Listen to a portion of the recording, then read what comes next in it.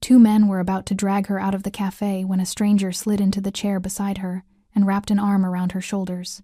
"Pretend you're my wife," he whispered, as if her life depended on it, because it did. When she stood up and walked out with him, she had no idea she'd just stepped into a war and become the most dangerous weakness a mafia boss could have. If this story pulled you in, go ahead and subscribe so you never miss what's ahead. I've got another unforgettable story coming tomorrow. And while you're here, drop a comment and tell me where you're watching from. I love seeing people tuned in from all over the world. Okay, let's get back into it. The candle between them had burned down to a stub, wax pooling onto the brass rim like tears Clara Robinson refused to shed. She sat alone at Café Lumière on the corner of 5th and Morrison, the kind of European-style bistro where everything whispered old money and the waitstaff moved like choreographed dancers around marble-top tables. Rain streaked the floor-to-ceiling windows, turning the October evening into something out of a film she couldn't afford to see. She'd chosen the corner table deliberately, the one tucked near the window but far enough from the main floor that she could disappear into the amber glow of Edison bulbs and flickering candlelight. Her black coat was draped across her shoulders over a dusty rose dress that had seen better days, the fabric soft and worn in places she hoped the dim lighting would hide. She kept her hood low, dark hair falling around her face like a curtain she could hide behind. The two men at the bar had been watching her for 23 minutes. She'd counted. They nursed whiskeys they didn't drink, speaking to each other in voices too low to hear, but their eyes never stopped tracking her movements, the way she shifted in her seat, the way her fingers trembled against the white tablecloth, the way she kept glancing at her phone, waiting for instructions that might never come. 29 years old, widow, alone in a cafe where a single espresso cost $12, and she'd ordered only water. She'd been surviving on insurance scraps for 2 years, just enough to cover rent if she didn't eat much, just enough to avoid eviction if she ignored the phone calls from numbers she didn't recognize. Her husband's death had been ruled accidental. A fall. Concrete. Gone before the ambulance arrived. But the whispers told different stories. Stories about gambling debts and underground lenders and men who collected what desperate people owed. Mrs. Jensen, her elderly neighbor, had finally told her the truth 3 months after the funeral. "Your husband owed money, dear. The kind you don't borrow from banks." The envelope in her purse felt heavier than it should. Cream-colored, embossed with a law firm's letterhead. Final notice stamped in red ink across the front. Eviction proceedings. Asset seizure. Clinical words that meant losing the last place that still smelled like him. Tonight, one of those unknown numbers had finally reached her. A woman's voice, professional and cold. Café Lumière, Tuesday, 8:30. Someone will meet you to discuss resolution. Resolution. As if debt could be resolved when she had nothing left to give. Clara pulled her coat tighter and checked her phone. 8:32. The men at the bar shifted. One checked his watch. The other's hand disappeared inside his jacket. Her breath caught. The chair beside her scraped against marble tile. She didn't turn, didn't breathe, just stared at the candle flame guttering in its glass prison. "Don't look at them." The voice was male, low, controlled the kind of voice that didn't need volume to command a room. It came from beside her, close enough that she could feel the heat of him, smell expensive cologne and cigarette smoke and something darker underneath. "They're not here for you anymore." Her head turned before she could stop it. He was closer than she'd expected. Dark suit, perfectly tailored, no tie. The top buttons of his shirt were undone, revealing the edge of black ink curling up his neck.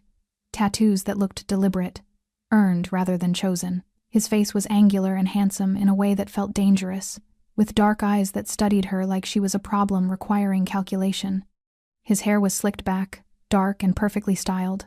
He looked like money, old money, the kind that came with power and violence in equal measure. His arm moved casual, deliberate, draping across her shoulders with the easy confidence of someone who'd never been refused anything. His thumb came to rest near her collarbone, steady, warm through the thin fabric of her dress. "Pretend you're my wife," he murmured, leaning close enough that his breath stirred the hair at her temple.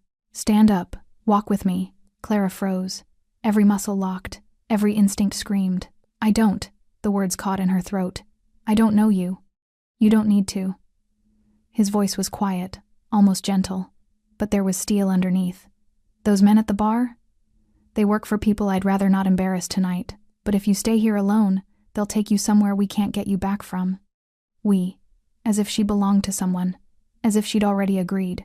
She glanced toward the bar, just a flicker of movement, barely a look, and saw them staring now, not with interest anymore, with shock. And beneath it, something that looked like fear. The stranger's fingers pressed gently against her shoulder. "Not forcing, guiding, smile," he whispered, "like you belong to me." Clara didn't know who he was, didn't know what debt he'd just claimed or what price she'd pay for this protection. But when she looked into those dark eyes, cold and unreadable, and somehow certain, she knew one thing with absolute clarity: he was more dangerous than anyone waiting for her tonight, and he was offering her a choice the men at the bar never would. She smiled. Small, uncertain, but enough. "Good girl," he said softly, and stood. He offered his hand, long fingers, more tattoos curling across his knuckles, a silver ring on his right hand that caught the candlelight. She took it. His grip was firm, warm, possessive in a way that made her pulse spike. He pulled her up with practiced ease, keeping her close against his side as they turned toward the cafe entrance. His arm stayed around her shoulders, thumb still pressed against her collarbone like a brand. The men at the bar didn't move, didn't follow. Just watched them leave with faces gone carefully blank. Outside, rain had turned the sidewalk slick and black. City lights reflected in puddles like scattered stars. A black car idled at the curb, expensive. Tinted windows, engine purring. He opened the back door without releasing her. "Get in," he said quietly. And she did, because somewhere between the candle and the rain, and the weight of his hand against her skin, Clara Robinson had stopped being the poor widow sitting alone at table 7. She'd become someone worth claiming. The leather seat was cold against Clara's legs as the car door closed with a heavy, final thunk. She pressed herself against the far side of the back seat, coat clutched tight around her shoulders, watching the stranger slide in beside her with the fluid grace of a predator. He didn't crowd her, didn't touch her, just settled into the seat and tapped twice on the partition separating them from the driver. The car pulled smoothly into traffic. Rain drummed against the roof. City lights blurred past the tinted windows, turning the world outside into watercolor streaks of gold and white and red. Inside, the silence was suffocating. Clara's heart hammered against her ribs. Her fingers found the door handle, grip tightening around cold metal. "Locks are automatic," he said, without looking at her. His voice was calm, matter of fact. "But you're not a prisoner. If you want out, I'll let you out." She didn't move, didn't speak, just stared at his profile, sharp jawline, the tattoos creeping up from his collar, the silver ring catching light as his fingers drummed once against his knee. "Who are you?" The question came out smaller than she'd intended. He turned to face her then, dark eyes, studying her with an intensity that made her feel exposed, seen in a way she hadn't been in 2 years. "Isaac Vega," he said simply. The name meant nothing to her. She shook her head, confusion and fear twisting together in her chest. "I don't understand. Those men, why were they?" "Waiting for you." Isaac's gaze didn't waver. "They work for the Rossi family, East Side operations, loan enforcement mostly. They were there to collect what your husband owed." The air left Clara's lungs in a rush. "I don't have anything. The insurance barely—" "I know." He cut her off gently but firmly. "Your husband, Thomas Robinson, borrowed $63,000 18 months before he died. The terms were clear. The interest was manageable. But he stopped paying 6 months in." Clara's vision blurred. She pressed her palm against the window, needing something solid, something real. "He told me we were fine. He said business was good. He said," he lied. The words hit like a slap. Isaac leaned forward slightly, elbows resting on his knees, hands clasped loosely between them. "The debt passed to you when he died. Standard practice in these circles. But here's what doesn't make sense. Mrs. Robinson, I control. 5th and Morrison, that cafe, the surrounding blocks, the docks 3 miles east. It's my territory. Anyone operating collection in my area clears it through me first." Clara's breathing was shallow now, panic crawling up her throat. "I don't understand what that means." "It means," Isaac's voice dropped lower, harder, "no one authorized those men to be there tonight. No one cleared your debt for collection. Someone sent them anyway." The car turned left, away from her neighborhood, heading toward the glittering high-rises of the financial district.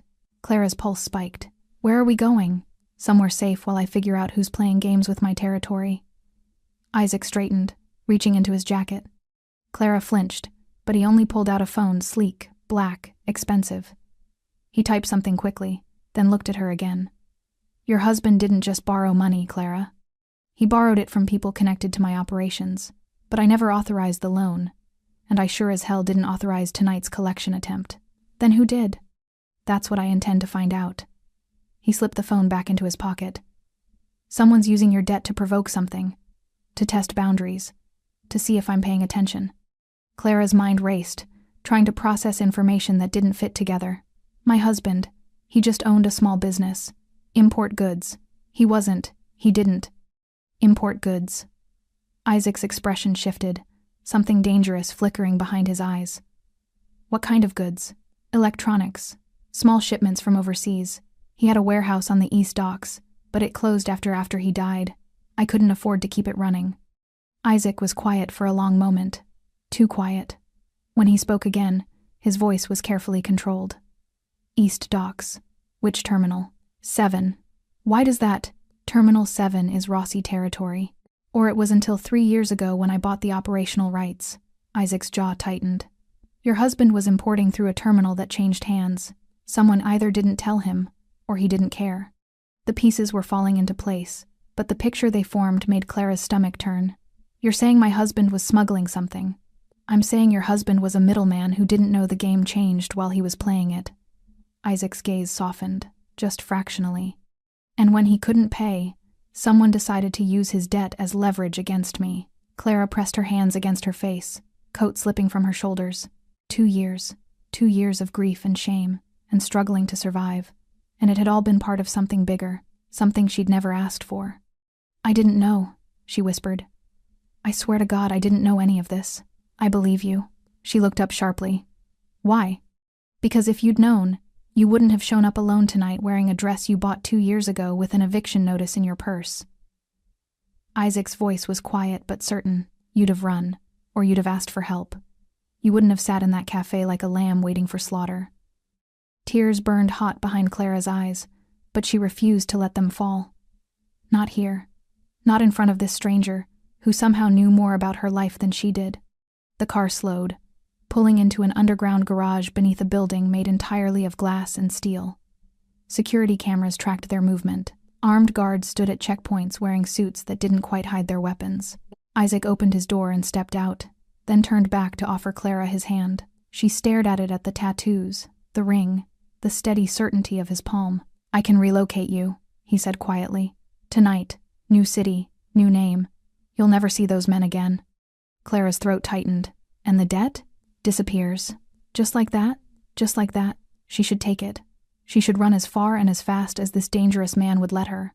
But something in her chest, something that had been buried under grief and shame, ignited. No. Isaac's eyebrows rose.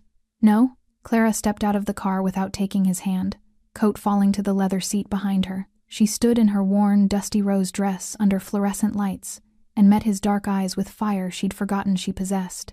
I want answers first. About my husband. About what really happened. About all of it. For the first time that night, Isaac Vega smiled. Then come with me, Mrs. Robinson. Let's find out who's been lying to you. Isaac's penthouse occupied the entire 42nd floor. Floor-to-ceiling windows overlooked the city. A sprawling canvas of lights and shadows that made Clara feel like she was floating above the world she'd been drowning in for 2 years. The interior was all clean lines and dark wood, leather furniture arranged with precision, abstract art on the walls that probably cost more than her late husband's entire estate. Everything screamed money and control, and a life so far removed from her own, it might as well have been fiction. A woman in her 50s appeared from a side hallway, gray hair pulled into a neat bun, kind eyes, sensible shoes. She smiled warmly at Clara. This is Rosita, Isaac said, shrugging out of his suit jacket. She manages the household. She'll show you to a guest room and get you whatever you need. Clara stood frozen in the entrance, still clutching her coat. I can't stay here. You can and you will. At least for tonight. Isaac draped his jacket over the back of a chair and rolled up his shirt sleeves, revealing more tattoos that snaked up his forearms, intricate patterns, symbols she didn't recognize. Those men know your face now, your address, where you shop, where you work. You go home, they'll be waiting. The truth of it settled over her like ice water. She had nowhere else to go. No family she could trust.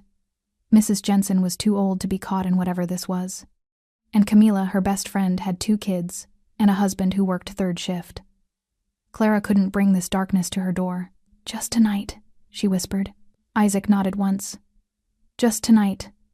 Until I know what we're dealing with." Rosita guided Clara down a hallway into a guest bedroom that was larger than her entire apartment. Cream-colored walls, a bed that looked like it belonged in a hotel, an ensuite bathroom with marble counters and towels so soft they felt like clouds. "There are clothes in the closet," Rosita said gently. "Probably too big, but better than sleeping in that dress. I'll bring you tea, yes? Something to help you rest." Clara managed a nod, and then she was alone. She sank onto the edge of the bed, coat pooling around her waist, and finally let the tears come, silent, hot, 2 years of grief and rage and fear spilling out in the safety of a stranger's home. Her husband had lied. About the business, about the money, about everything. She'd mourned a man who'd never existed. Clara didn't sleep. She changed into the oversized shirt and soft pants Rosita had left, drank the chamomile tea that appeared on the nightstand, and stared at the city lights until her eyes burned. At 3 a.m, she gave up. The penthouse was quiet as she padded barefoot down the hallway, following the glow of light coming from what looked like an office. The door was partially open. Isaac sat behind a massive desk, shirt unbuttoned at the collar, sleeves still rolled up, surrounded by papers and file folders and a laptop that cast blue light across his face. He didn't look up when she appeared in the doorway. "Can't sleep either?" he asked. "I need to see them." He glanced up then, dark eyes questioning. "The files," Clara clarified, stepping into the room.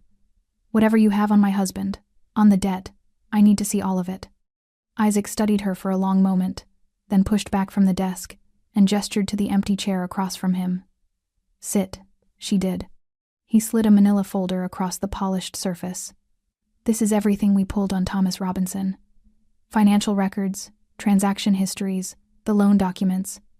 It's not pretty." Clara opened the folder with trembling hands. The first page was a loan agreement dated 18 months before Thomas died. $63,000. Interest rate, 15% monthly. Collateral, future shipments through Terminal 7. Her vision blurred. 15% monthly? Standard for underground lending. High risk, high reward. Isaac's voice was clinical, detached. He made 3 payments, then nothing. She flipped through bank statements she'd never seen, accounts opened in Thomas's name that she hadn't known existed. Withdrawals, transfers to offshore accounts, payments to casinos in Atlantic City and Las Vegas. Her hands shook harder. He told me he was visiting suppliers, business trips. He'd be gone for days and come back exhausted, and I believed him because I loved him, and I thought. The words choked off. Isaac reached across the desk and gently closed the folder. "You thought he was working to build a future with you." Clara pressed her palms against her eyes, trying to stop the tears. "I was so stupid. You were trusting. There's a difference." She looked up at him, this dangerous man with his tattoos and his empire and his unexpected kindness, and something cracked open inside her chest. "I spent 2 years thinking I wasn't enough. That if I'd been a better wife, if I'd paid more attention, if I'd been less focused on my own career, maybe he wouldn't have, maybe I could have saved him. His choices weren't your fault, Clara. But I carried them anyway." Her voice broke. "His debts, his lies, his shame. I carried all of it alone, because I thought that's what you do when you love someone. You carry their weight even after they're gone." Isaac was quiet for a moment. Then he stood and moved around the desk, settling into the chair beside her, instead of across from her, close enough that she could see the fine details of his tattoos, the small scar above his left eyebrow, the exhaustion in his eyes that probably mirrored her own. "Your husband made a deal with people who don't forgive debt," he said quietly. "But the loan itself, the original $63,000 that should have come through my network. Every major loan in this city gets cleared through me or one of 2 other families. It's how we avoid wars over territory and collection rights." Clara frowned. "But you said you didn't authorize it." "Exactly." Isaac's jaw tightened. "Which means someone deliberately bypassed protocol. They wanted your husband in debt. They wanted leverage, and when he died accidentally or otherwise, they transferred that leverage to you." The implications crashed over her like cold water. Someone killed him. Maybe. Or he really did fall. But either way, his death was convenient for someone building a case against me. Isaac's gaze turned fierce. "You weren't just bait tonight, Clara. You were a message. A test to see if I'd protect territory that was technically mine, but practically ignored. And you did? Yes. Why? He was quiet for so long she thought he wouldn't answer. Then, because you sat in that cafe wearing a dress you couldn't afford to replace, waiting to negotiate a debt you didn't deserve to carry, and you didn't run, you didn't cry. You didn't beg, you just waited. Like you'd already accepted that the world was cruel and there was nothing left to do but face it with whatever dignity you had left. His hand moved slowly, carefully, and brushed a tear from her cheek with his thumb. I've seen a lot of people break under less, Clara Robinson. But you didn't break. You bent. And that's rarer than you know. She couldn't breathe, couldn't think, could only feel the warmth of his hand against her face and the weight of truth settling between them. What happens now? She whispered. Isaac's expression hardened. Now we find out who set this in motion, and we make them regret it. Morning light filtered through the floor-to-ceiling windows, turning the city below into gold and glass. Clara woke, disoriented, wrapped in sheets softer than anything she'd ever owned, in a room that smelled like expensive laundry detergent and safety. It took 3 full seconds to remember where she was. Isaac Vega's penthouse, 42nd floor, a world away from the cramped apartment with its leaking faucet and unpaid bills stacked on the kitchen counter. She found Rosita in the kitchen, a gleaming space of marble and stainless steel pouring coffee into delicate porcelain cups. "Good morning, mija," the older woman smiled warmly. "Sit, I made breakfast." Clara perched on a bar stool, accepting the coffee with both hands. The kitchen opened onto the main living area where 3 men in dark suits spoke in low voices near the windows, not threatening. Just present, watching, security, Rosita explained quietly, following Clara's gaze. "Mr. Vega doesn't take chances. Where is he?" "Conference call. He'll be out soon." Rosita slid a plate across the counter, scrambled eggs, toast, fresh fruit arranged like art. "Eat. You're too thin." Clara wasn't hungry, but she ate anyway because Rosita watched her with the same concerned expression Mrs. Jensen used to wear, because kindness, even from strangers, felt too precious to refuse. She was finishing her coffee when Isaac emerged from the hallway, phone pressed to his ear, speaking rapid Italian. He'd changed into fresh clothes, black shirt, black slacks, silver watch that caught the light. His hair was still damp from a shower. He looked different in daylight. Less dangerous, somehow. More human. He ended the call and pocketed his phone, dark eyes finding Clara immediately. "You slept." It wasn't a question. "A few hours." She set down her cup carefully. "What happens now? You said we'd find out who. I have people looking into it." Isaac crossed to the coffee maker, pouring himself a cup with practiced efficiency. "But that's not why I needed you awake. We need to talk about your living situation." Clara's stomach tightened. "I told you. I can't afford to relocate. I have a job. You had a job," Isaac interrupted gently. "You were a bookkeeper for Morrison and Associates. Small accounting firm. $23,000 a year. No benefits. You were 2 weeks away from being let go due to budget cuts." The blood drained from Clara's face. "How did you—" "I know everything about you, Clara. I had to. The moment I sat down at that cafe, you became my responsibility." He took a drink of coffee, watching her over the rim. "Your lease is month to month. You have $1,400 in savings. Your car was repossessed 9 months ago. You take the bus to work and you buy groceries at the discount market on 7th because it's cheaper even though it's 6 blocks farther from your apartment." Clara stood abruptly, chair scraping against polished floor. "You had no right to. I had every right." Isaac's voice was calm but unyielding. "Someone is using you to get to me. That makes you leverage. And leverage needs to be protected or eliminated. I chose protection. That requires information. I'm not leverage. I'm a person." "You're both." He set down his cup. "And right now, being a person makes you vulnerable. So until I know who's playing this game and why, you stay here. Under guard. Safe." Clara's hands curled into fists. "You can't just decide that. You can't just keep me here like some kind of—" "I can and I will." Isaac moved closer, and she saw something flicker in his expression. Not anger, something softer. "You asked for answers last night. You demanded truth. This is the truth, Clara. You go home, you die. Maybe not today, maybe not tomorrow. But the moment you step back into your old life, you become a target that I can't protect because I won't see the bullet coming." The words hit like ice water. Clara sank back onto the bar stool, legs suddenly unsteady. For how long? Until it's over.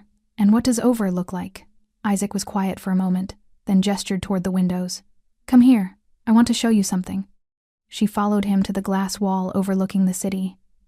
From this height, everything looked small, manageable, like problems that could be solved with the right perspective. Isaac pointed east toward the waterfront. See those shipping containers? The docks your husband used? That's Terminal 7.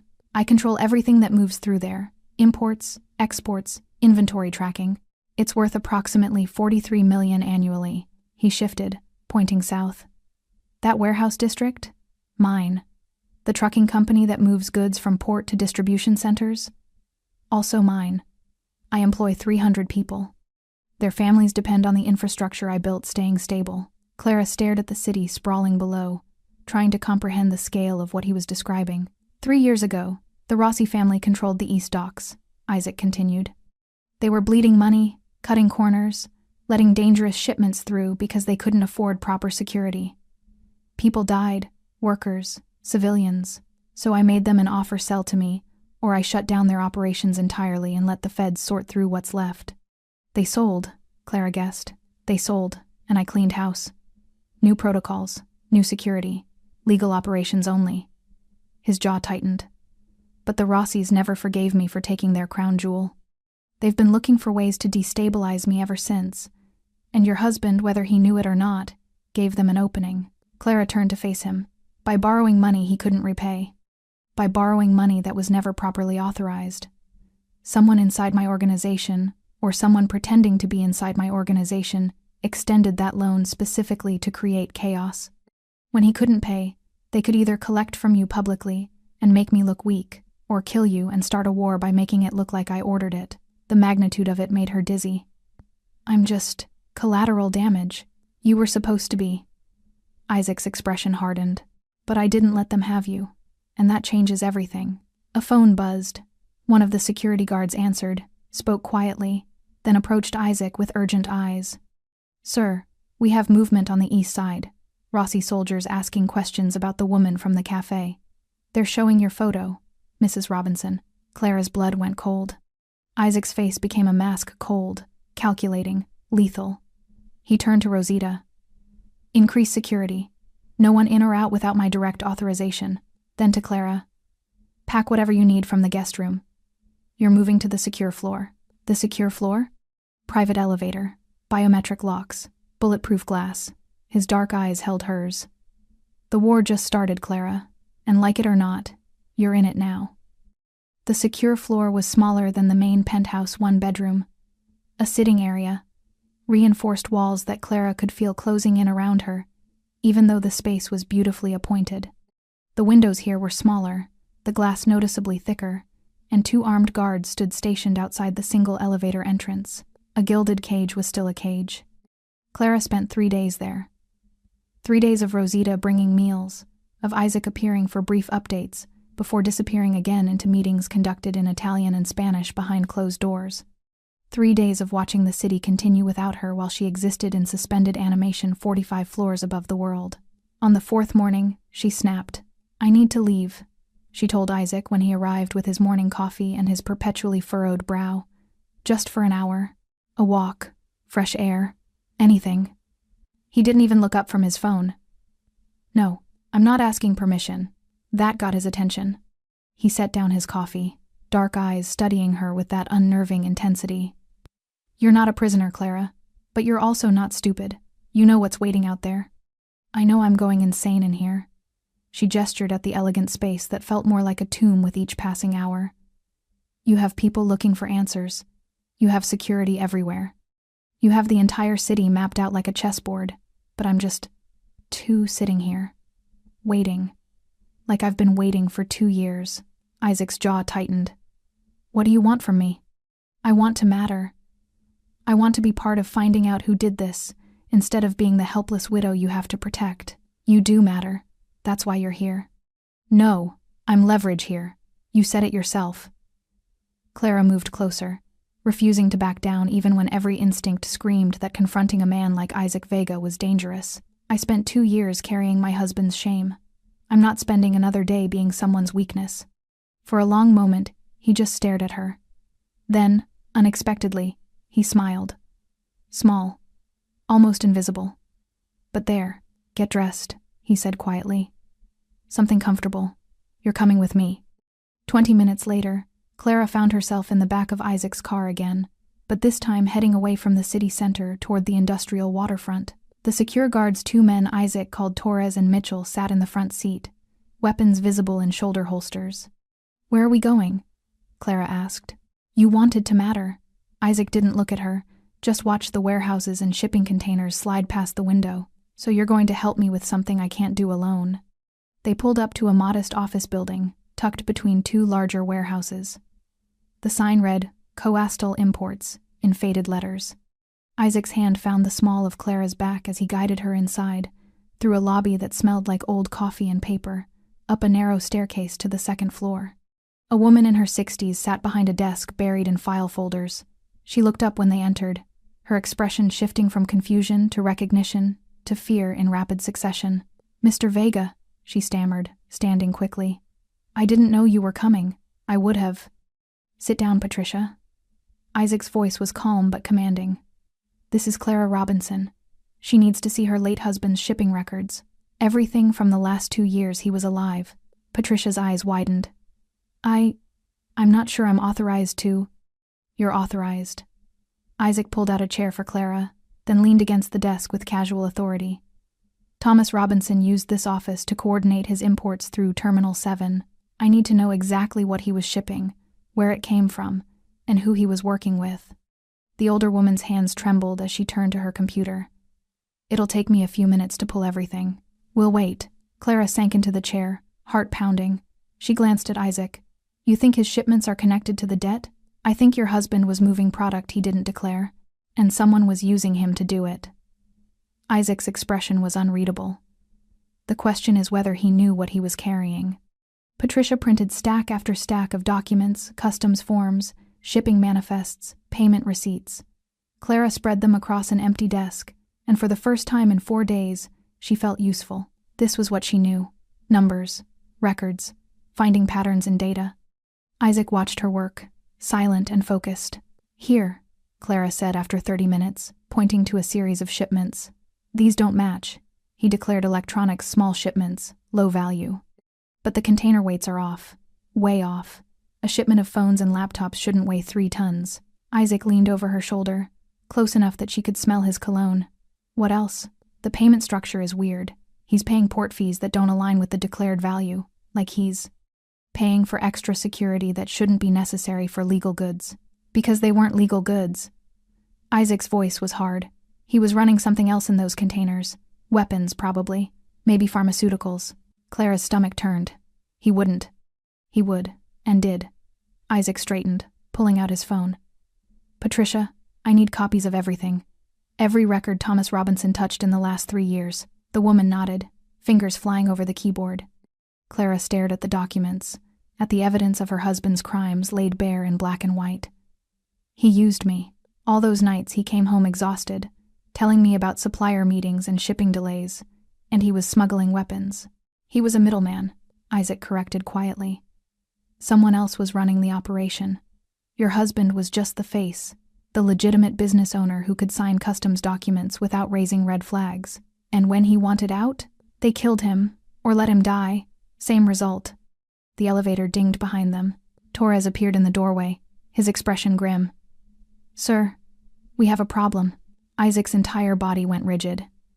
Talk. Rossi soldiers just hit Mrs. Robinson's apartment building, kicked in her door, tore the place apart looking for documents. Clara's breath caught. Mrs. Jensen, my neighbor. She's fine, already relocated by our people. Torres hesitated. But they left a message, sir. They took Mrs. Robinson's wedding photo, the one from her nightstand. The temperature in the room dropped 10 degrees. Isaac's face became a mask of controlled fury. Where are they now? Gone. But they made sure our surveillance caught them leaving. They want you to know they can reach her any time they want. Clara stood on shaking legs, the documents forgotten. They were in my home. They touched my things. Isaac's hand caught her elbow, steadying her. Torres. Pull every available man. I want eyes on every Rossi location within the hour, and find out who authorized that incursion." "Yes, sir." Torres disappeared. Clara turned to Isaac, fear and rage warring in her chest. What does this mean? His dark eyes met hers, and for the first time since the café, she saw something that might have been worry. It means they're not playing games anymore. They're sending a message. His grip on her arm tightened. "You're not just leverage, Clara. You're the weakness they think they can use to bring me down." "Then what do we do?" Isaac's expression hardened into something terrifying and absolute. "We prove them wrong." The penthouse felt different when they returned. The air was charged, electric with tension. Isaac's security team had doubled men in dark suits, stationed at every entrance, phones buzzing constantly. Weapons no longer concealed, but openly displayed. Clara recognized the shift immediately. This wasn't protection anymore. This was preparation for war. Isaac disappeared into his office with 4 men she'd never seen before. Older, harder, with faces that had seen violence and delivered it in equal measure. Their voices carried through the closed door, low and rapid in a mixture of English and Italian. She stood in the living room, feeling useless again, when Rosita appeared with chamomile tea and concern etched across her face. "You should rest, mija. You look pale." "I can't rest." Clara wrapped her arms around herself, still seeing her apartment in her mind. Door kicked in, belongings scattered. The sanctity of her last private space violated. They were in my home. They touched everything I had left of him. "Mr. Vega will handle it." That's what everyone keeps saying. But what does handle it mean? More violence? More people hurt because I'm... She stopped, voice breaking. Rosita set down the tea and pulled Clara into an unexpected embrace. "You listen to me. This is not your fault. These men, they would have found some excuse for war whether you existed or not. You are just the match." The kindling was already there. Clara pulled back, wiping her eyes. "I don't want to be the reason people die." "Then help Mr. Vega find who lit the fire." The office door opened. One of the older men emerged, salt and pepper hair, expensive suit, a scar running from his temple to his jaw. He nodded curtly to Clara as he passed, followed by the others. Isaac appeared in the doorway, exhaustion written across his face. "Clara, I need you." She followed him into the office where papers covered every surface maps of the city, financial records, photographs of men she didn't recognize. He gestured to a laptop open on the desk. "You're good with numbers, with finding patterns." He pulled up a series of spreadsheets. "These are my organization's loan records for the past 3 years. Every transaction, every payment, every outstanding debt. I need you to find anything that doesn't match protocol." Clara sank into the chair, studying the screen. "What am I looking for?" "Loans that were issued without my authorization, without proper channels." Isaac leaned against the desk beside her. "Someone in my organization has been operating outside the system. Your husband's loan wasn't the only one. I'm certain of it." She scrolled through the data, her bookkeeper's brain automatically categorizing, cross-referencing. "You think someone's been running their own operation using your name?" "Yes, and using the profits to fund something I can't see yet." His phone buzzed. He glanced at it, frowned, then ignored it. "The Rossis are old school. They don't have the capital or the infrastructure to challenge me directly. But if someone inside my organization is feeding them resources, they could destabilize you from within," Clara finished. "Exactly." She worked in silence for 20 minutes, Isaac pacing behind her, taking calls in Italian that grew increasingly tense. Finally, she stopped. "Here." She pointed to a cluster of transactions. "These loans, 15 of them over 18 months, were all issued by the same loan officer. But they're structured differently than your standard protocol. Higher interest rates, shorter payment windows, and look at the collateral terms."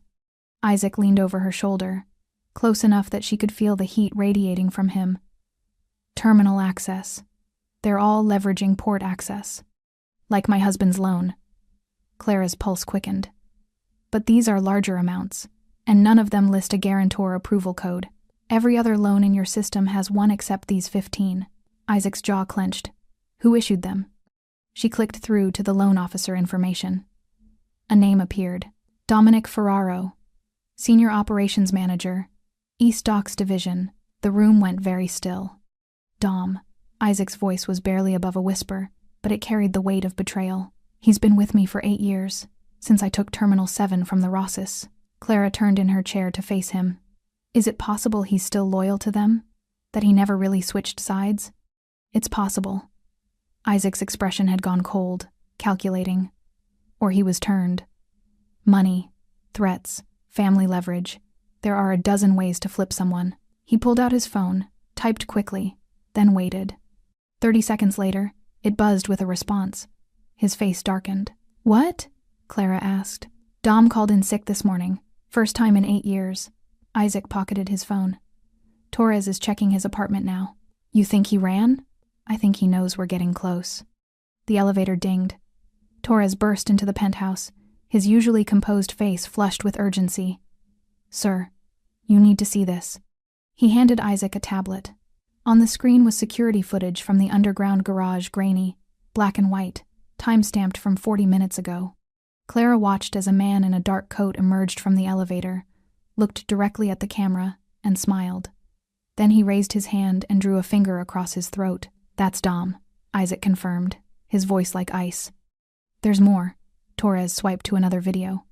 He uploaded this to a private server 20 minutes ago. It's set to broadcast publicly in 12 hours, unless he deactivates it. He pressed play. The video showed Clara in the cafe 4 nights ago, sitting alone at her table. Then Isaac sliding into the chair beside her, his arm around her shoulders, his mouth close to her ear. The footage was clear enough to see the intimacy of the moment. The protective way he held her, the way she'd taken his hand and stood, and beneath the video a caption, Vega's new weakness, the widow who'll start a war. Clara's blood went cold. He's going to expose you, she whispered. Show everyone that you're protecting me, that I matter to you. Yes. Isaac's expression was murderous. And when the other families see that footage, they'll know exactly where to apply pressure. Torres spoke carefully. Sir, we can find him. We can stop the broadcast, but we need to move now. Isaac stared at the frozen image on the screen, Clara's face caught in candlelight, fear and hope warring in her expression. Then he looked at her directly, and she saw the decision forming behind his eyes. No, his voice was absolute. We don't hide from this. We use it. Clara stood. What are you talking about? Dom thinks you're my weakness. The Rossies think you're leverage they can exploit. A dangerous smile curved Isaac's mouth. So we let them try. We arrange a meeting. Neutral ground. We offer and exchange you for information about who's been running the unauthorized loans. You want to use me as bait, Clara said slowly. I want to draw out everyone who's been playing games with my territory. Isaac moved closer, his eyes burning with intensity. But I won't do it without your consent. This is dangerous, Clara. More dangerous than anything you've faced so far. She thought about her apartment, violated and empty. About her husband's lies that had followed her even into death. About 2 years of being powerless, while the world made decisions for her. When? She asked. Isaac's smile widened. Tomorrow night, the docks, where all of this started. Clara took a breath and met his gaze without flinching. Then let's finish it. The docks at night were a different world. Shipping containers stacked like metal mountains, floodlights casting harsh shadows across concrete, the smell of salt water and diesel thick in the air. Clara stood beside Isaac's car, the cold October wind cutting through the black coat Rosita had insisted she wear proper this time, tailored and warm, not the borrowed armor from the cafe. Isaac stood 5 feet away, phone pressed to his ear, flanked by Torres and Mitchell. Another dozen men she recognized from the penthouse were positioned throughout the dock on container tops, behind forklifts, invisible in shadows but undeniably present. You don't have to do this, Isaac said for the 3rd time in the past hour. Clara pulled the coat tighter. Yes, I do. They'd gone over the plan a dozen times. Dominic Ferraro had agreed to the meeting neutral ground, minimal security, an exchange of information. He wanted assurances that Isaac wouldn't retaliate against his family. Isaac wanted the names of everyone involved in the unauthorized loan operation, and Clara was the guarantee both sides would negotiate in good faith. Headlights appeared at the far end of the dock. 2 black SUVs, moving slowly across the broken asphalt. They stopped 50 yards away, engines idling, high beams painting Isaac and Clara in harsh white light. Isaac's hand found her elbow. Stay behind me until I say otherwise. 4 men emerged from the vehicles. Clara recognized Dominic from the security photos, mid-40s, stocky build, receding hairline. The other 3 were younger, harder, with the cold eyes of men who'd killed before and would again without hesitation. But it was the fifth figure that made Clara's breath catch. A woman. Tall, elegant, silver hair pulled into a sleek chignon, wearing a charcoal suit that probably cost more than Clara's annual salary. She moved with the confidence of someone who owned every room she entered. "Isabella Rossi," Isaac murmured. "Family matriarch. I wasn't expecting her." The group stopped 20 feet away. Isabella stepped forward, her age-lined face beautiful in its severity. "Isaac Vega." Her voice was cultured, accented with old-world Italian. "You've caused quite a disruption to my evening." "Isabella, still playing games with other people's territories, I see." "Territories." She smiled without warmth. Such a masculine concept. Borders and boundaries and lines in sand. When really, business is much simpler than that. It's about leverage. And you, dear boy, have handed me the perfect leverage. Her eyes shifted to Clara, appraising and dismissive in equal measure. "The widow. I hear you've developed quite an attachment." Clara forced herself to meet that cold gaze without flinching. Isaac's voice went hard. "This meeting was with Dominic, not you. Dominic works for me now. He has for the past year." Isabella gestured, and Dominic stepped forward reluctantly. "He's been very useful. Issuing loans in your name. Creating debt you didn't authorize. Building a paper trail that makes you look either incompetent or complicit." Clara's mind raced. You wanted Isaac to look like he was breaking his own rules, destabilizing his own operation. "Smart girl." Isabella's smile widened. "When the other families see that Vega can't control his own loan officers, can't manage his own territory, they'll start questioning whether he deserves to hold Terminal 7 at all. And when they start questioning..." She spread her hands. "Opportunities arise." "You want a war," Isaac said flatly. "I want what you took from my family." Isabella's cultured mask cracked, showing the steel beneath. "Terminal 7 was ours for 30 years. You walked in with your money, and your lawyers, and your moral superiority, and you took it, made us look weak, made us sell at a fraction of what it was worth. It was worth nothing when I bought it. You'd run it into the ground. It was ours." The words echoed across the dock. Isabella composed herself, smoothing imaginary wrinkles from her suit. "But theft requires repayment, Isaac. So I've been patient, building leverage, waiting for the perfect opportunity." She nodded toward Clara, and then she appeared, a widow with debts she couldn't pay, a direct line to your organization through her husband's fumbling attempts at smuggling, and best of all, a woman who makes the great Isaac Vega look human. Clara felt Isaac tense beside her, but his voice remained calm. "You orchestrated Thomas Robinson's death." "I orchestrated his debt," Isabella corrected. "His death was convenient timing. The fall, the head injury, these things happen to men who panic when they realize they've been trafficking weapons for people much more dangerous than they understood." Rage flooded Clara's veins, hot and consuming. He was a person. He had a life. A wife who he lied to, who he betrayed with his greed and his weakness. Isabella's eyes glittered. "Don't mourn him, child. He would have destroyed you eventually. I simply accelerated the timeline." Clara lunged forward before she could think, but Isaac's arm shot out, catching her around the waist and pulling her back against him. "Easy," he murmured against her ear. "That's what she wants. Give her nothing." Clara trembled with fury, but forced herself to breathe, to think. "You still haven't explained what you want tonight," she said, her voice steadier than she felt. "You already have your leverage. You have the video of us. You have the loan records showing Dominic's unauthorized activity. So why are we here?" Isabella studied her with new interest. "Because I'm offering Vega a choice. Walk away from Terminal 7, transfer operational control back to my family, and I'll destroy every piece of evidence that connects you to this mess. The widow goes free, the loans disappear, everyone moves forward. And if I refuse?" Isaac asked. "Then the video goes public. Every family in this city sees that you've gone soft over a woman. They'll test you, challenge you. And when you're busy protecting her, my people will systematically dismantle everything you've built." Isabella's smile was poison. "You can have your empire or your weakness, Isaac, but you can't have both." The dock went silent except for water lapping against concrete and wind whistling through metal containers. Clara felt Isaac's heart beating against her back where he still held her. Felt the tension in his body, the calculation happening behind his eyes. Then she stepped out of his arms and walked forward.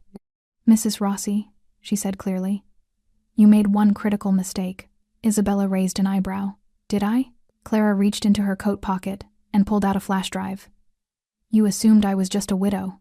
Just leverage. Just someone to be used and discarded. She held up the drive. But I'm also a bookkeeper, and for the past 3 days, I've been analyzing every financial transaction connected to the unauthorized loans, every payment, every transfer, every offshore account. She glanced back at Isaac, who nodded once. Clara continued, These loans weren't just issued without authorization. The money never went to the borrowers. It went straight to shell companies owned by the Rossi family. You weren't lending money, you were laundering it, using Isaac's infrastructure to clean funds from illegal operations. Isabella's expression finally cracked. You can't prove that. I can, and I did. Clara's voice strengthened. Every transaction is documented on this drive, complete with account numbers, timestamps, and digital signatures that trace directly back to Dominic and 4 other Rossi operatives embedded in Isaac's organization. She tossed the drive to Isaac, who caught it smoothly. So here's the real choice, Mrs. Rossi. You walk away now. You pull your people out of Isaac's operation. You stop using my dead husband's ghost as a weapon. And maybe Isaac doesn't hand this evidence to the federal prosecutors who've been trying to build a RICO case against your family for the past 2 years. The dock erupted into motion. Dominic reached for his weapon. Isabella raised her hand sharply, stopping him. You're bluffing, she said, but uncertainty flickered across her face. Isaac stepped forward, positioning himself beside Clara. She's not, and you know it, because you trained your people to be thorough, Isabella. Every transaction logged, every transfer documented. You kept records because that's how you maintain control. He held up the drive, but control is only power when no one else has the keys. For a long moment, Isabella stared at them both. Then, slowly, she smiled. Not with warmth, with respect. Well played, Mrs. Robinson. She turned to Dominic. We're leaving, but, Dominic started. Now. They retreated to the SUVs. Before climbing in, Isabella looked back one last time. This isn't over, Isaac. Yes, he said quietly. It is. The vehicles disappeared into the night. Clara's legs gave out. Isaac caught her, lowering them both to the cold concrete. His arms wrapped around her as she shook with adrenaline and relief, and the weight of what they'd just survived. You were brilliant, he murmured against her hair. Terrifying and brilliant. She laughed, the sound half-sob.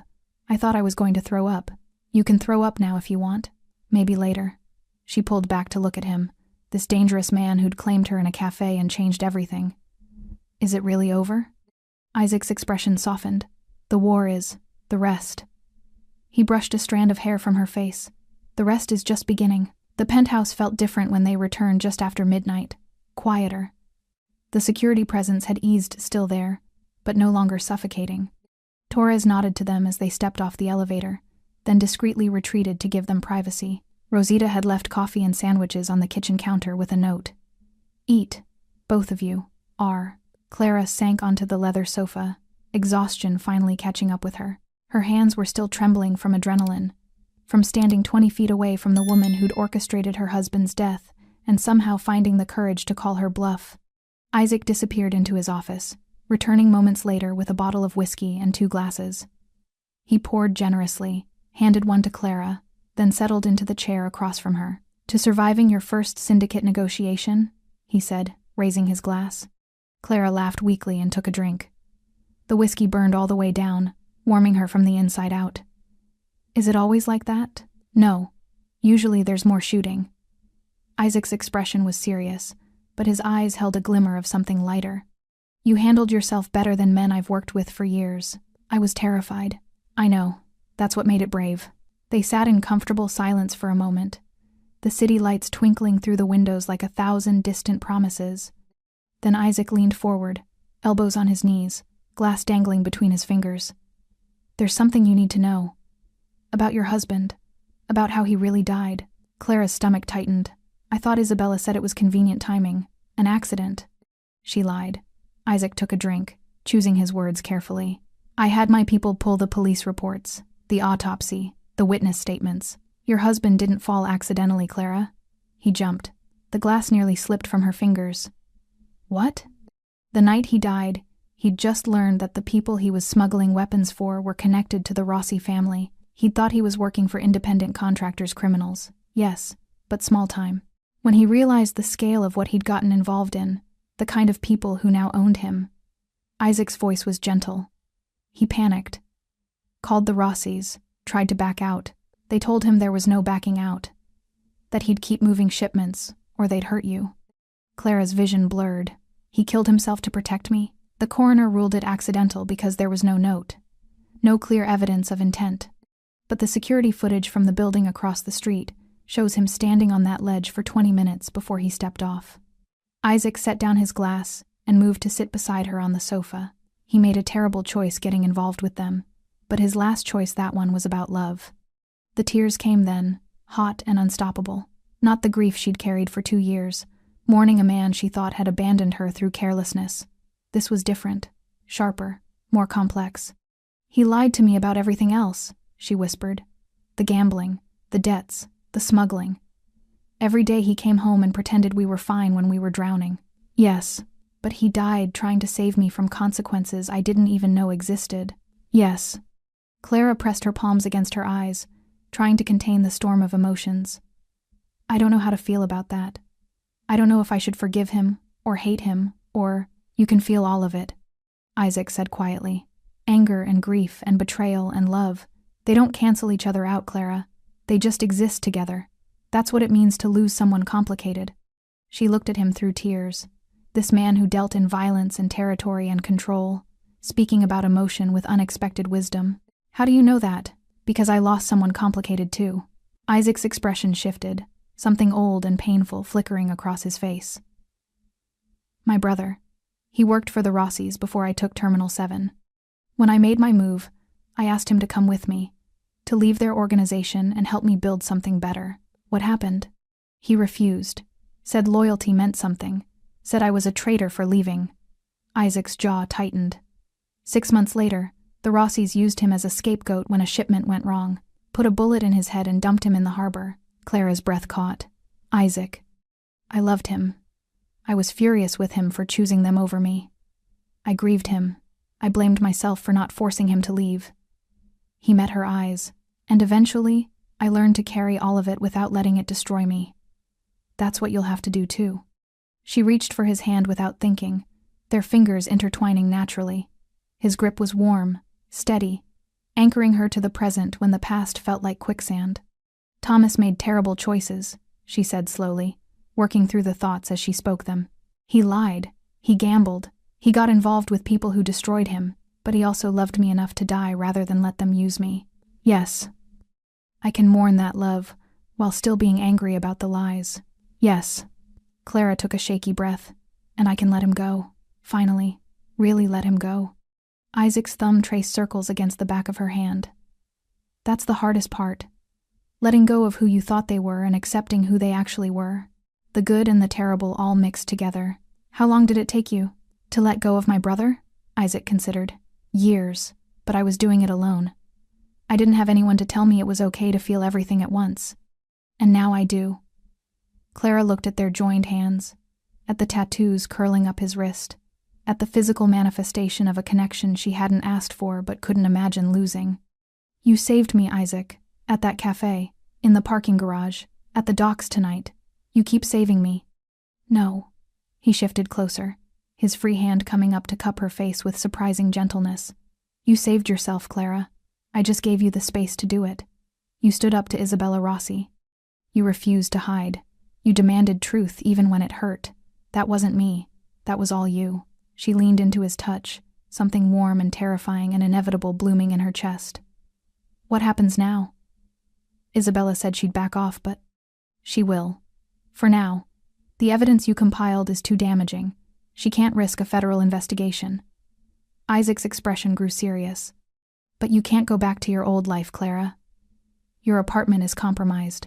Your identity is known to people who might not honor Isabella's retreat. You need protection. A new start. Are you asking me to stay here?" "I'm offering you options." His dark eyes searched hers. "New identity. Relocation to another city. Financial security. Whatever you need to rebuild safely." Clara's heart hammered. And if I don't want to leave? The question hung between them, heavy with implications neither had voiced until now. Isaac's thumb brushed across her cheekbone, achingly tender. Then you stay. And we figure out what this is, what we are. What are we? Clara whispered. I don't know yet. His honesty was devastating. But I know I've never let anyone speak in my negotiations. I've never brought anyone to the secure floor. I've never cared whether someone stayed or left until you. Clara's tears had stopped, replaced by something deeper. A choice she'd been moving toward since the moment he sat beside her in that cafe and whispered, "Pretend you're my wife." I'm not ready for this, she admitted. I'm still grieving, still angry, still figuring out who I am without Thomas's ghost following me. I know, but I don't want to leave.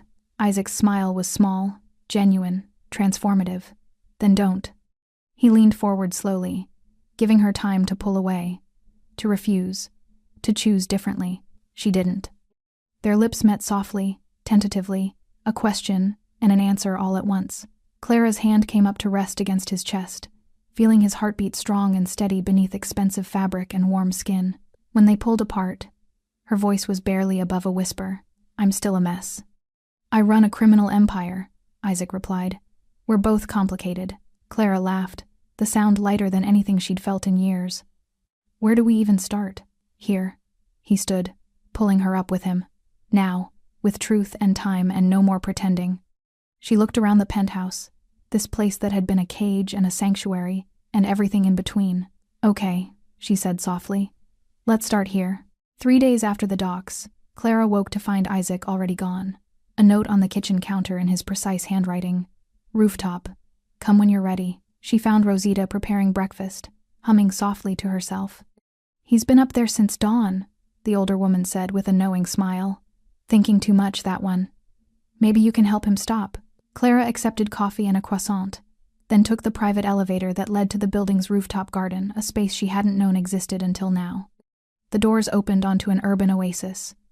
Potted trees, carefully maintained flower beds, a small fountain that somehow made the city noise fade into background whisper. And at the far edge, leaning against the glass barrier overlooking the city 45 stories below, stood Isaac. He'd shed his usual armor, no suit jacket, just a white shirt with sleeves rolled to his elbows, dark slacks, his hair slightly disheveled from the wind. He looked younger like this, less untouchable. You found me, he said without turning. You left instructions. Clara joined him at the railing, setting her coffee on the wide ledge. This is beautiful. I didn't know this was here. I bought the building partly for this space, somewhere I could think without walls closing in. He glanced at her, something vulnerable in his expression. I wanted to show you. Before. Before what? Isaac turned to face her fully, the morning sun painting gold across his features. Before I say something that changes everything, and you decide whether you want to stay or run. Clara's heart kicked against her ribs. Isaac. That night at the cafe. He cut her off gently. I told you I was protecting territory, that those men were a threat to my operations, that you were leverage I couldn't afford to lose. I remember. I lied. The confession came out raw, honest. Or not lied exactly, but I didn't tell you the whole truth. Clara waited, barely breathing. The moment I saw you sitting there hood up, candle burning down, trying so hard to be invisible while the whole world watched you, something shifted. Isaac's hands gripped the railing. I've walked past 1,000 people in trouble, made calculations about who's worth protecting and who isn't. It's survival in this business. You can't save everyone, but you saved me, because you weren't just territory or leverage or a tactical decision. His dark eyes found hers. You were a woman sitting alone in a cafe waiting for cruelty with your shoulders back and your chin up, and I looked at you and thought her. I don't know why. I don't know how, but in that moment, Clara, you became the most important person in the room. The city sprawled below them, millions of lives intersecting and diverging, and Clara felt like she was standing at the center of the only moment that mattered. You didn't know me, she whispered. No, but I wanted to. Isaac moved closer, his hand coming up to brush her hair back from her face, a gesture that had become familiar, grounding. Every day since, I've told myself it was strategy. That keeping you close made tactical sense. That protecting you served my interests. And now I can't pretend anymore. His voice dropped. You stood up to Isabella Rossi. You solved a financial conspiracy my own people missed. You refused every easy option I offered because you wanted truth more than safety. You're brilliant and terrifying and stronger than you believe." Clara's eyes burned with unshed tears. "Isaac, I'm still broken.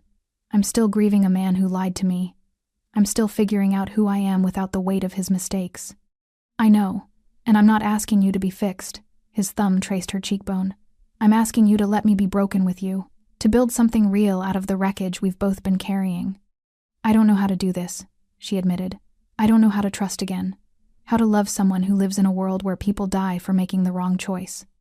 "Neither do I." Isaac's honesty was devastating. "I've spent 10 years building walls, keeping people at arm's length, treating relationships like transactions, but you walked through every defense I had like they didn't exist." He stepped back slightly, reaching into his pocket. For a heart-stopping moment, Clara thought, but he pulled out a key. Simple, silver, unremarkable. "This is the key to the penthouse," he said quietly. "Not the secure floor, not a guest room, the actual home I live in, the space I've never shared with anyone." He pressed it into her palm. "I'm not asking you to marry me, Clara. I'm not asking you to commit to forever when you're still learning how to commit to tomorrow. But I'm asking you to stay. Really stay. Not as someone I'm protecting or someone who's useful to my operations." His voice roughened. "Stay because you want to. Because this thing between us, whatever it is, matters enough to explore. Because when I wake up, I want you to be the first person I see." Clara stared at the key, her vision blurring. "What if I'm not ready?" "Then you take however long you need. Days, weeks, months." Isaac's expression was open, vulnerable in a way she'd never seen. "I'll wait, because you're worth waiting for." The wind whipped around them, carrying the sound of traffic and construction, and a city that never stopped moving. Clara thought about the woman she'd been 4 days ago sitting in a cafe, waiting for her life to end. And the woman she was now standing on a rooftop, holding a key that represented a future she hadn't dared imagine. "I'm terrified," she whispered. "Me too. I don't know if I can be what you need. You already are." Clara looked up at him, this dangerous, complicated, unexpectedly gentle man who'd claimed her in a moment of crisis, and somehow made her believe she could be more than her grief. And she made a choice. She stepped forward, closing the distance between them, and kissed him. Not tentative like before, not questioning. This kiss was answer and promise and surrender all at once. Isaac's arms wrapped around her, pulling her close, and she felt safe in a way that had nothing to do with security teams or bulletproof glass. When they pulled apart, she was crying and smiling simultaneously. "I'll stay," she said. "Not because I'm healed, not because I have all the answers, but because for the first time in 2 years, I want to see what happens tomorrow." Isaac's smile was radiant. "Tomorrow, and the day after, and the day after that." He removed his suit jacket from where he'd draped it over a nearby bench and settled it around her shoulders. It smelled like him cologne and smoke and safety. "Come on," he said, taking her hand. "I want to show you something else." "What?" "The view from the living room, the actual living room, where I drink my coffee and read the news and exist as a person instead of a position." Clara laughed, threading her fingers through his. "That sounds terrifying." "Probably, but we'll be terrified together." They walked toward the elevator, her hand in his jacket around her shoulders, the key to his home pressed against her palm, and somewhere between the rooftop and the promise of tomorrow, Clara Robinson stopped being the poor widow who sat alone at a cafe. She became the woman who chose to stay. The cafe looked exactly the same. Same brass tables, same checkered floor, same Edison bulbs casting warm amber light across couples sharing wine and conversation. Clara stood outside Café Lumière on the corner of 5th and Morrison, watching through rain-streaked windows as life continued exactly as it had a week ago. A week. 7 days since Isaac Vega sat beside her and changed everything. "You don't have to do this," Isaac said quietly. He stood behind her, close enough that she could feel his presence but far enough to let her make this choice alone. "Yes, I do." Clara pulled her coat tighter, the new one Isaac had insisted on buying, properly fitted and warm. "I need to see it, to face it without fear."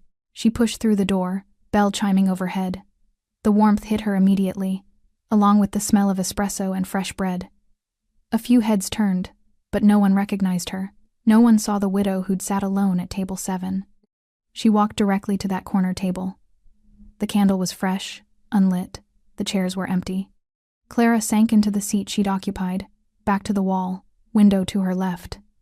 From this angle, she could see the entire cafe, see the bar where two men had watched her with predatory patience, see the entrance where Isaac had appeared like an answer to a prayer she hadn't known how to voice. Isaac didn't follow immediately. He ordered 2 coffees at the counter, giving her space, then approached slowly. "May I?" he asked, gesturing to the chair beside her. Clara smiled. "You didn't ask last time." "Last time I was claiming territory," he sat, setting a coffee in front of her. "Tonight I'm asking permission." She wrapped her hands around the warm cup, letting the heat seep into her fingers. "Do you remember what you said when you sat down? Don't look at them. They're not here for you anymore." "You were right. They weren't." Clara took a sip, the bitter espresso grounding her in the present. "But I was still here for them, still waiting, still letting other people's decisions control my life. And now?" She looked around the cafe at the couples, the solo diners reading books, the barista crafting intricate foam art. Normal people living normal lives without debts and violence and syndicate wars lurking in the shadows. "Now I'm here because I chose to be," she said softly. "Not because someone told me to come, not because I'm running from creditors or hiding from the past, because I wanted to face the place where everything changed and prove to myself that I'm not afraid anymore." Isaac's hand found hers on the table, fingers intertwining. "You were never afraid. Not really. Fear would have made you run. You stood your ground. I was terrified. Courage isn't the absence of fear, Clara. It's choosing action despite it." She turned to look at him fully, this man who'd walked into her life during her darkest moment and somehow illuminated all the broken pieces she'd been trying to hide. "I've made a decision." His expression grew serious. "Tell me." "I'm keeping the key." She pulled it from her pocket, the silver catching candlelight. "I'm staying at the penthouse. With you. Really staying. Not just hiding until the danger passes." Isaac's grip on her hand tightened fractionally. "You're sure?" "No, I'm not sure about anything." Clara laughed softly. "I don't know if I'm ready for a relationship. I don't know if I can handle your world long term. I don't know who I am anymore without Thomas's ghost defining me. But I know I want to find out. And I know I want to do it with you." She met his dark eyes steadily. "You gave me choice when everyone else in my life took it away. Even Thomas, with his lies and his debts, he made decisions for me without asking. You asked. Every time. You offered options and waited for me to choose, because your choice matters more than my convenience." "Exactly." Clara set down her coffee and stood, pulling Isaac up with her. "So I'm choosing this. Choosing you. Choosing to build something new instead of mourning something that was never real." Isaac rose smoothly, and suddenly they were standing in the exact position they'd been in a week ago, his arm around her shoulders, her hand in his, the cafe watching with mild curiosity, but everything was different now. "Walk with me?" Isaac asked quietly. Clara smiled, remembering his command from that first night. "Pretend you're my wife. Stand up. Walk with me." "I'm not pretending anymore," she said. "Neither am I." They walked toward the exit together. Not fleeing, not hiding, simply leaving because they'd chosen to. Outside, rain had turned the sidewalk slick and reflective. The black car still waited at the curb, Torres behind the wheel, but Isaac made no move toward it. Instead, he turned Clara to face him, cupping her face in both hands. "I need you to understand something," he said seriously. "My life is complicated, dangerous. There will be threats. There will be decisions that keep me awake at night. I can't promise you safety or simplicity. I don't want simplicity. I want truth. Then here's truth." His thumbs brushed across her cheekbones. "I'm falling in love with you, Clara Robinson.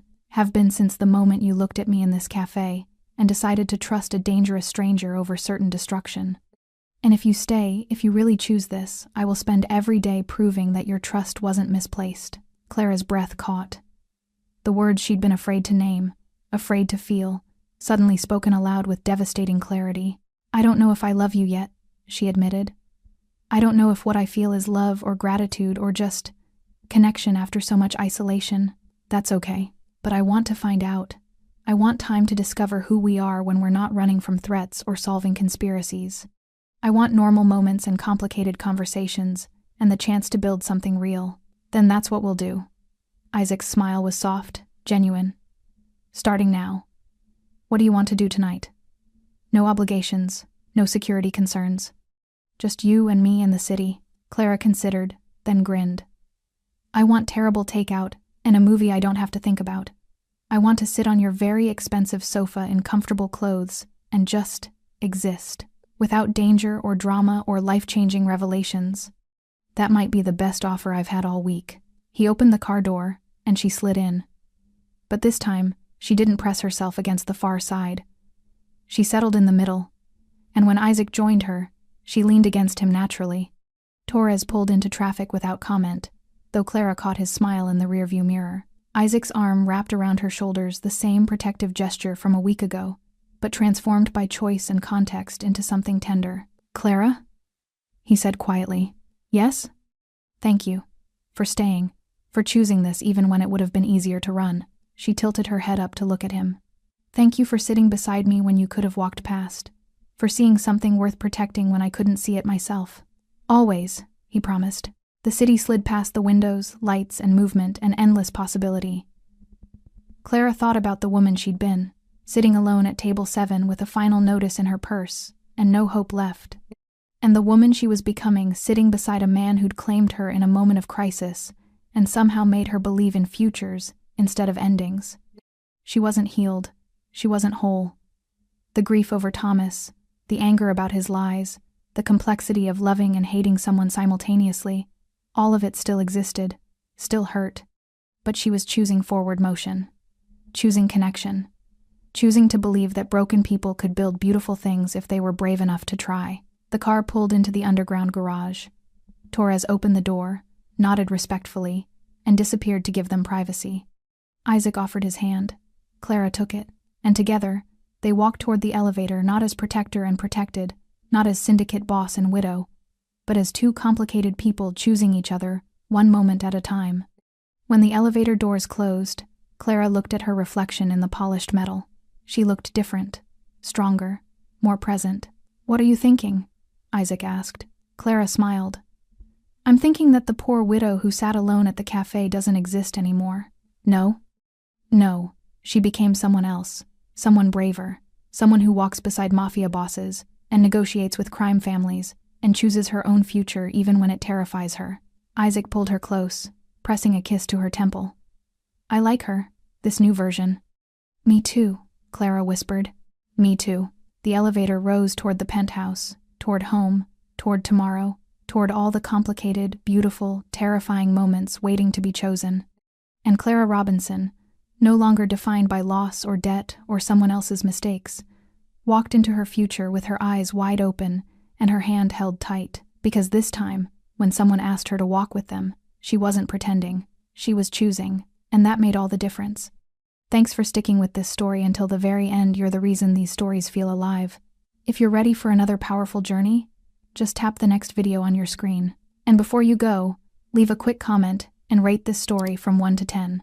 I'm excited to read your thoughts and connect with you in the comments.